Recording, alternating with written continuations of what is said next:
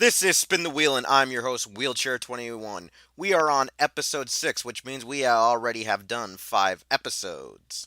Anyways, this week we are going to take a step back from the stuff I binged this week due to the fact that there's quite a bit of news coming out from Bandai, from Toei, and it's some pretty cool stuff. First off, we're going to be talking about Tamashii World Tour Osaka, which is currently ongoing in Japan. It is a part of the whole world tour thing. Like the event I went to in New York City, and it's like their Tamashii feature. It's going to probably be another one later this summer.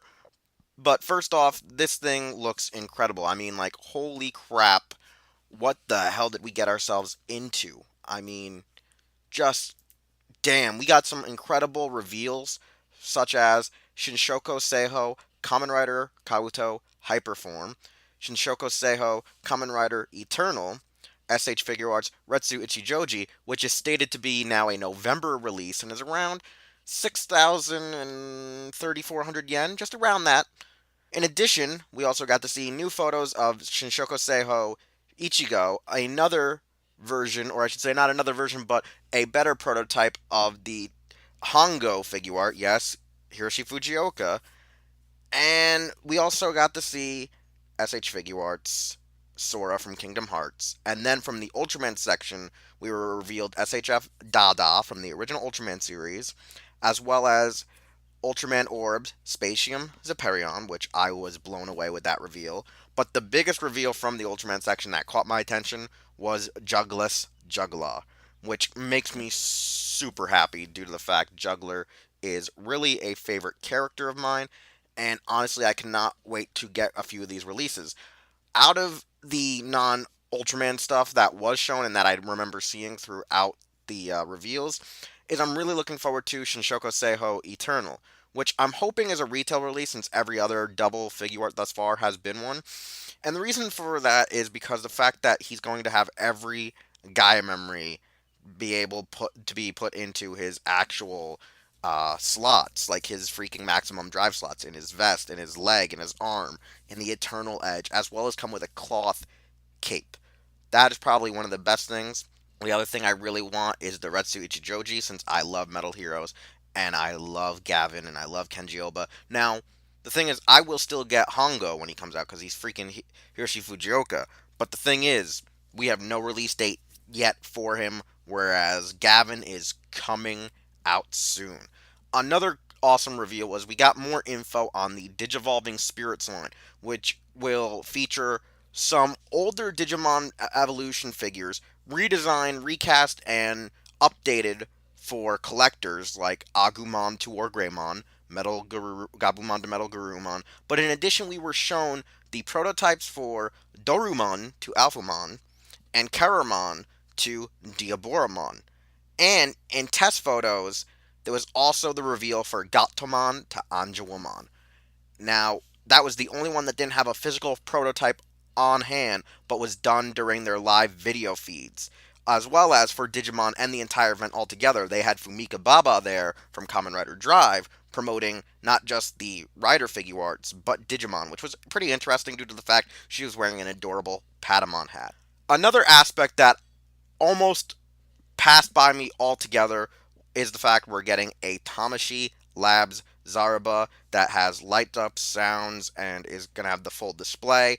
Now, I didn't watch the video for it yet. I probably should have before recording this. But from what I understand, it might not be a ring. It might be due to the fact that the lights and sounds are going to be in the body. The ring's going to have to stay on the stand like it sometimes does in the show, and it won't be removable due to the fact that, something has to host the electronics portion to make it try to be show accurate when he's not being worn by any of the Garo users. So, I mean, I really look forward to owning that Tamashii Lab piece specifically. There are other Tamashii Lab pieces that I've passed on, and I sort of regret. But this is one that I need to have, especially due to the fact that I've always wanted a Zarba, whether it be an actual premium Bandai ring or just something on display with lights and sounds. And then, like I say, Eternal and Retsu and the Orb stuff are major, major wants. Also, I gotta say, the Kingdom Hearts Sora figure art looks incredible and is really interesting due to the fact, that it already has play arts and it's also getting like diamond collectible figurines coming out sometime this year. So the fact that Square Enix is being very lenient with these properties now is incredible, and I can't wait to see what comes of this and what are the other possibilities that are going to be released thus far. And then as for the Digivolution wave, I honestly, to be frank, I wasn't expecting much. I wasn't looking forward to owning War Greymon, but Metal Garurumon piqued my interest very, very much so slightly due to the fact it looks very accurate now when it goes between Gabumon and Metal Garurumon. Yes, there are some flaws with it, but I'm not as nitpicky as my friend Aktar, who is really nitpicky over that War Greymon. I mean, if anyone follows him on social media, he's like going nuts about that mold. It is hysterically just amazing, his rant on that figure thus far. But if they're going to be doing a lot of characters that were never made in Digivolution lines in general with this high quality, I'm interested. I would actually look forward to seeing them do a Zudomon into Vikemon or a Gomamon into Ikakumon. And thus far, from the Osaka display, it's just beautiful. And I really, really, really can't wait to see more from a future Tamashii Features event, from Bandai, not a part of the World Tour series. Then we had Televikun scans, which some of these scans aren't as fresh and new as they should have been since they were released around Saturday into Sunday, or I should say Friday into Saturday, and some more showed up late into Saturday into Sunday. But also, some of these episodes are already going to be airing the first of the month of July, such as Lucky receiving his new form, which is the Hikari Kyutama, which breaks into Sun and Moon, allowing him to become Shishi Red Moon, the Moody Star, as well as Tayo Shishi Red, the Shining Star of the Caribbean. Now, these are just really upgrades to his helmet and don't really change his suit appearance like wearing the Pegasus armor. However, it's supposed to increase a lot of his strength and abilities. When he's in the moon form, it'll also help Garu, being a lupus creature, a werewolf like entity. So it'll give him more strength and abilities when using fire. I'm guessing it's going to work more with his Shishi abilities and make him stronger. The finishing attack is called the Tayosuke finish, which will launch the sun and the moon at an enemy. The other cool reveal is the fact that we're going to have, well, Champ being destroyed by Scorpio, and because of the Gavan Dekaranger crossover movie coming, I should say the Gavan versus Dekaranger movie coming out, there will be a crossover featuring Deca Red and Gavan Type G, where Naga and Lucky will end up going through a black hole, and the wormhole effect will take them to a parallel universe, which is the real Sentai universe, thus explaining how their universe was easily taken over by dark matter and why stuff doesn't really connect with the main universe. And when they fall through this white hole, they're going to end up trying to help out Gavan and Deca Red, and eventually the rest of the team's going to show up, so we're going to see Dolgrain fighting alongside Ryu Voyager. And honestly, out of these scans, this is the one thing that really has me happy about Kyuranger for the next month. That and Champ being destroyed, because that is going to be some incredible story arc building and character development. Now, Kyuranger is not the best Sentai, but I still quite enjoy it. I mean, it's no Ninja for God's sakes, so I mean that's already an up on that. But yeah, this crossover with the Gavin Dekaranger movie promotion is just amazing. And then we got a little bit of a teaser for the Kyuranger movie, which will feature three new villains, or I should say three villains from Xiaolong or Xiaolong Po's past, when he was just a mere soldier in the rebellion, called Cal Indabe, Guess Indabe, and Omo Indabe. They seem to be like three brothers that are going to be trying to take out Ryu Commander Xiaolong Po, and the team's going to need to find the Cerberus Stones, which will help them locate the Cerberus Voyager. Honestly, out of these skins, like I say, I really look forward to Champion Destroyed, which is supposedly next week's episode, in fact, or the episode coming this weekend. And the crossover is slated to come around the 17th or the 18th, like the second or third week of the month. And then we have to wait until July for Ho-Oh Soldier, which, I'm pretty excited for. Now, Kyuranger, like I said, I'm indifferent on the show. I enjoy it, but I have a lot of issues with it.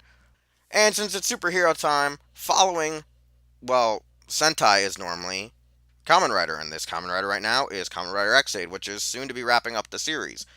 And Emu will be receiving the Hyper Muteki Gashat, which is his strongest and final form, and is able to compete with Kronos' time abilities. Its finishing attack will be called the Hypercritical Sparking, and from these Televikun magazine scans, it shows he'll be fighting several of the Bugsters, as well as somehow one of the scans shows Lovelica is still alive, even though we saw him written off the show completely.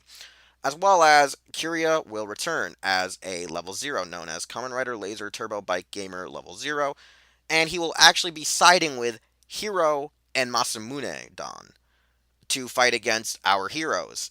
Now, the weird thing about the revived Kiriya is he will also be using Proto Shakakiri Sports and Proto Jet Combat Gashats to fight with Gem as well as Emu. The other crazy thing is that he'll somehow reobtain the Gashikon Sparrow. Now, some are estimating that he just gets it due to the fact that was his signature weapon originally when he went to level 3, so it's probably shoehorned, or that he will obtain it from fighting Don, or I should say Kuroto, upon his revival. And we got an early look at the Kamen Rider Xead movie, The True Ending, or just True Ending, where we'll have a new character slash rider called Kamen Rider Fuma, Ninja Gamer. And Fuma obtains his powers through the Hurricane Gashat, and he'll actually have his own minions called the Ninja Players. One thing I do like is that the suit really stands out. It does look a little bit more cheaper than some of the other riders we've seen in Xaid, but it seems very nice, very different, and I enjoy it. I like the way that the white, black, and orange mesh real well, and I also enjoy the fact that he'll have his own version of the ride players, which makes me kind of expect that there's going to be a moment where people are activating their Kamen Rider Chronicle stuff and fighting with the ninja players themselves and going to war. There'll be like maybe be like an actual just war of suit actors during this whole battle. But that's just me, estimating and guessing what could happen. However, that's probably not what will eventually happen in that film at all. And the last teaser was for Brave Level 100, which kind of looks like his Tattle Fantasy version from the recent superhero Tizen movie. It just looks like that suit, sort of, from the silhouette, but it probably will be a lot different than I expect at this very moment. And honestly, I'm loving X8. It's really good, and I don't think anything can really hurt the show right now, except if like the ending is half-assed and like comes out of freaking nowhere. Then for our final piece of news, we actually have more Ultraman Xead scans.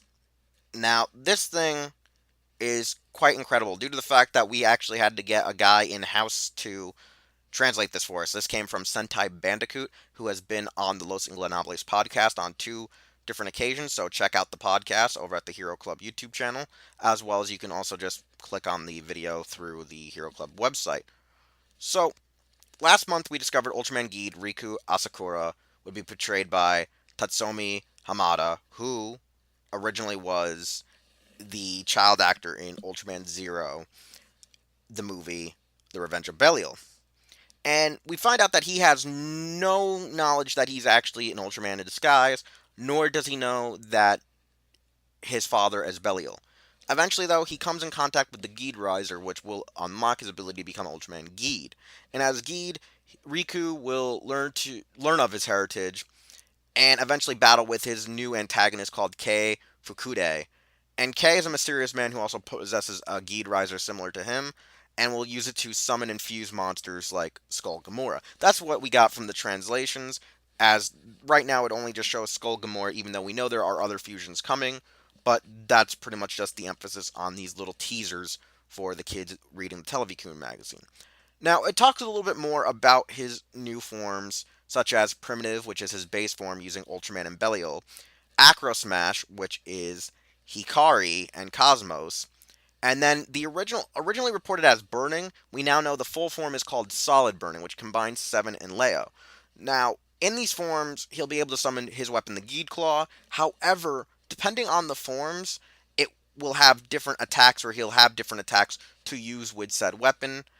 And right now, we don't know the basis or the basics of his abilities, move sets, and other right now when it comes to each of his specific forms. Like, we don't know what his finishing blows are called at this time, so we'll have to wait till most likely the series comes out to find out more about that. Now, also as reported in earlier stuff from Hero Club, we know that Ultraman Zero is going to be back in the series, and Ultraman Zero is supposedly going to be Geed's mentor in a similar fashion that Seven was for Leo.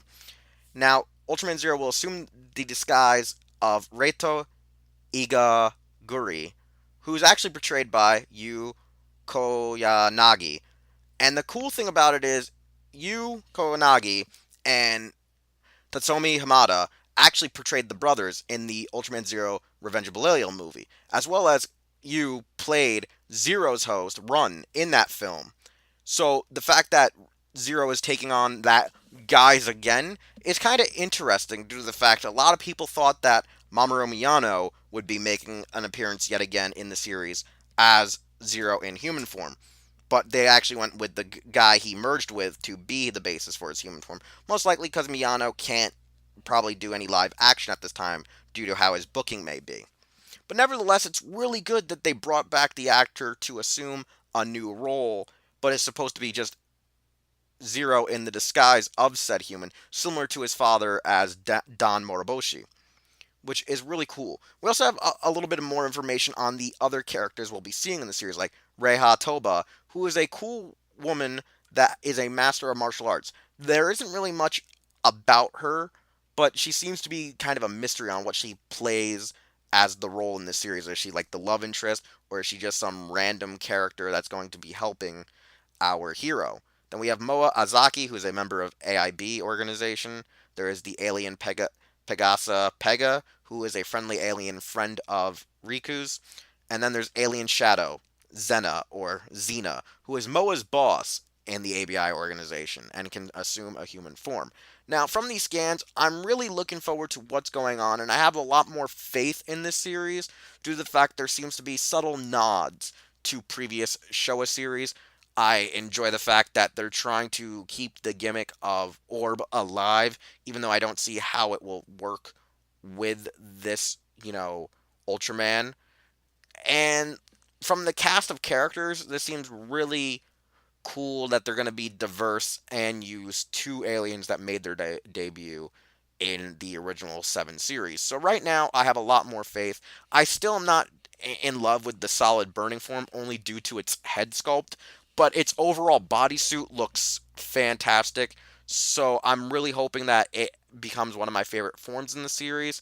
However, I'm still looking forward to that magnificent form that's coming later, which is Zero and Father of Ultra fusing together for one of Geed's forms. That's going to be really interesting, really cool, and I love the fact that, we have returning actors from Zero lore, even though they're not the same characters.